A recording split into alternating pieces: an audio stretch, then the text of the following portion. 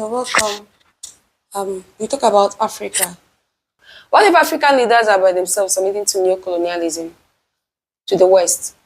A deal that has to do with the mining of mineral resources such as gold, cobalt, lithium between these countries, DRC Congo, Somalia, and yes, Trump.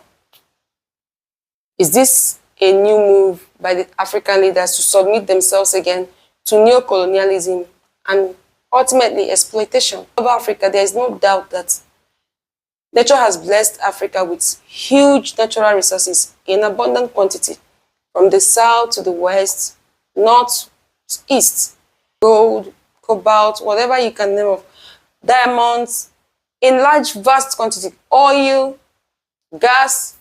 It seems like the vast natural resources that nature has blessed Africa with, instead of working in tune to make Africa better, it's actually working against Africa.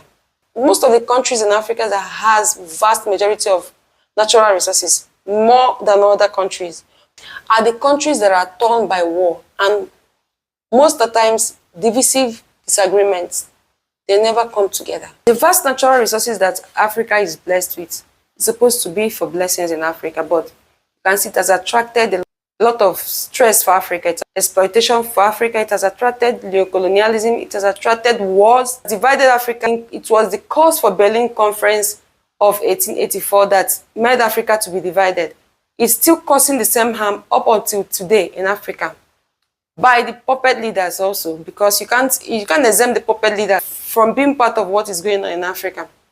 These two countries giving up their resources or asking America to step in to protect them or to support them, it might look like a win-win case because these countries has fought for too long, has been in war situation for a very long time. DRC Congo and Somalia has made the proposal to the United States, Trump of course, to step in and tap their resources in exchange for military protection. But is this a case of securing their territory or another open doors to exploitation? Because we've seen several cases where America cut deals with other countries, especially in African countries, and it never ended well.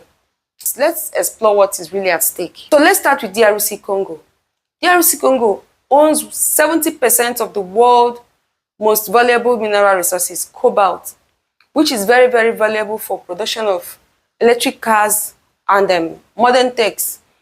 Congo war zone, as we all know, torn apart by the M23 rebel group trying to take over the territory. In fact, it has taken over the territories that the government of Congo once controlled. The situation in Congo is pathetic.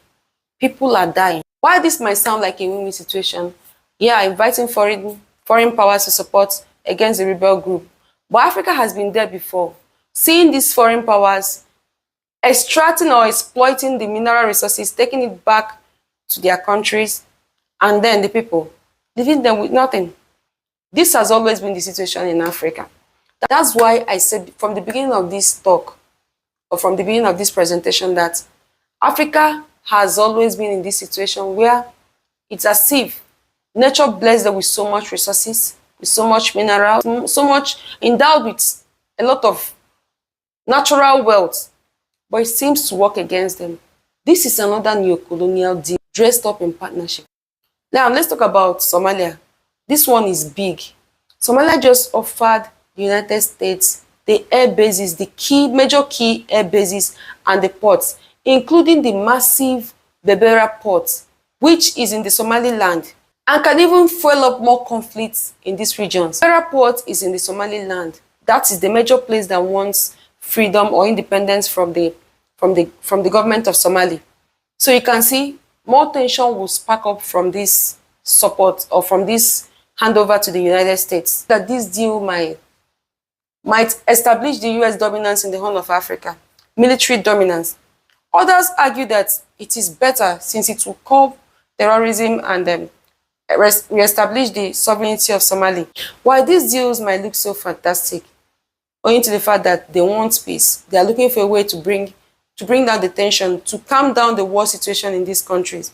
But let's look at it. While other parts of Africa is fighting for self-reliance and to take away the Western influences, you can see these two countries by themselves, by their governments, are inviting the Western powers to come and support them because of the war situation in these countries.